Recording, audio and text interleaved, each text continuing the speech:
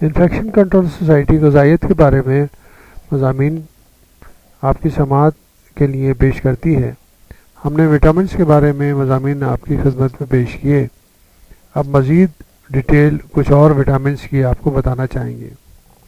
فولیٹ دراصل پانی میں حل پذیر ایک وٹامن بی ہے جو قدرتی طور پر غذاؤں میں ہوتا ہے، اور فولک ایسڈ اس فولیٹ کی مصنوعی صورت ہے جو دوا کے طور پر تیار کی جاتی ہے۔ فولیٹ خون کے سرخ خلیات کی تیاری کے لیے ناگزیر سمجھا جاتا ہے۔ یہ جسم کے عمومی افزائش کے لیے بھی بہت ضروری ہے، خاص طور پر حاملہ یعنی کہ پریگننٹ خواتین کو فولیٹ کی اشد ضرورت ہوتی ہے، کیونکہ اس کے بغیر ان کے شکم میں بچے کی مناسب نشو و نما ممکن نہیں ہوتی۔ صرف بچوں ہی کو نہیں، ہر ایک کے لیے یہ ایک ضروری غذائی جز ہے۔ اکثر لوگوں میں اس کی کمی دیکھی جاتی ہے۔ اس کی وجہ یہ ہوتی ہے کہ وہ تازہ پھل اور سبزیاں زیادہ کھانے کے بجائے بند ڈبوں اور پیکٹوں میں تیار غذا استعمال کرنا پسند کرتے ہیں۔ فولیٹ کے حصول کی بہترین ذرائع سبز ترکاریاں مثلا بروکلی، پالک، بند گوبھی ہیں۔ اس کے علاوہ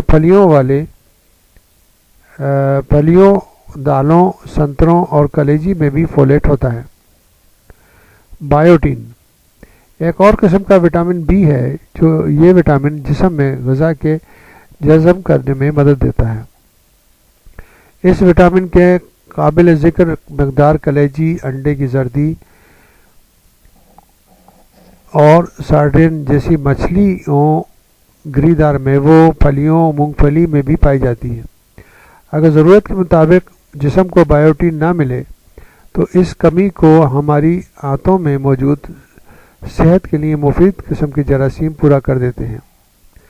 وٹامن سی وٹامن سی اگرچہ جسمانی نشو و نما، ٹشو کی دیکھ بھال، مرمت اور انمال کے لیے ضروری عنصر ہے، لیکن یہ وٹامن بہت نازک مزاج بھی ہے۔ اس وٹامن کا بڑا حصہ پکانے یا کھانا تیار کرنے کے دوران تباہ ہو جاتا ہے۔ یہ وٹامن اینٹی آکسیڈنٹ خصوصیات کا حامل ہے اور جسم کے مدافعتی نظام کی خرابی سے بچانے کے لیے میں معاونت کرتا ہے۔ وٹامن سی ہمیں تازہ پھلوں مثلا کیوی، فروٹ، سنترے، آم، تربوز، خربوزہ اور بیریوں میں حاصل ہوتا ہے۔ علاوہ ازیں سبزیوں میں بھی پایا جاتا ہے۔ وٹامن سی آلو میں بھی اسے بھی حاصل ہوتا ہے، بشرطیے کہ اسے چھیلا نہ جائے۔ آلو کے چھلکے میں وٹامن سی کی قابل ذکر مقدار ہوتی ہے۔ وٹامن ڈی کی بڑی مقدار خود ہمارا جسم اس وقت تیار کرتا ہے جب ہماری جلد پر سورج کی کرنیں پڑتی ہیں۔ یہ جاننا بھی بہت ضروری ہے کہ وٹامن ڈی کے بغیر کیلشیم جسم میں جذب نہیں ہوتا، یعنی ہم غذاؤں سے کیلشیم حاصل کریں اور دواؤں کی صورت میں وٹامن ڈی کے بغیر یہ جسم کے کسی کام کا نہیں۔ بعض غذاؤں میں وٹامن کی قدرے مختلف صورت پائی جاتی ہے۔ اس قسم کا وٹامن ڈی انڈے کی زردی، تیل چھوڑنے والی مچھلیوں، مچھلی کے تیل، کاڈ لیور آئل سے حاصل کیا جاتا ہے۔ ڈیری کی مصنوعات، دلیوں، مارجرین، دیگر اسپریڈرز میں بھی اس وٹامن کو شامل کیا جاتا ہے۔ وٹامن ای تولیدی نظام کو صحت مند رکھنے کے لیے وٹامن ای کی ضرورت ہوتی ہے۔ علاوہ ازیں پٹھوں یعنی کہ مسلز، اعصاب، حتیٰ کہ دل کی صحت برقرار رکھنے میں بھی اس وٹامن کا کردار ہوتا ہے۔ یہ بھی ایک اینٹی آکسیڈنٹ غذائی جز ہے، بلکہ تمام اینٹی آکسیڈنٹ اجزاء میں بہترین سمجھا جاتا ہے۔ بادام اور کشمیری بادام، ہیزل نٹ اس کے حصول کے بہترین ذرائع ہیں۔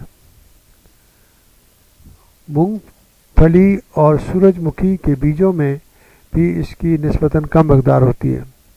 ثابت اناج، سبز پتیوں والی ترکاریوں اور نباتاتی تیل میں بھی یہ وٹامن حاصل ہوتا ہے۔ وٹامن کے ہمارے خون میں بہت سے اجزاء شامل ہوتے ہیں۔ ان میں سے ایک بے رنگ مادہ پلازما بھی ہوتا ہے۔ اس پلازما میں موجود پروٹین کی تیاری میں विटामिन के से मदद ली जाती है। याद रहे कि खून के जमाव के लिए विटामिन के एक लाजमी ज़रूरत है। अगरचे ना हो तो खून जिस्म के मुख्तलिफ हिस्सों से रसने लगेगा। गुर्दों की बाफ्तों की तैयारी के लिए और हड्डियों की सेहतमंद रखने के लिए इसकी ज़रूरत होती है। इन विटामिन की बड़ी मकदार हमारी आंतों में मौजूद मुफीद जरासीम तैयार करते हैं।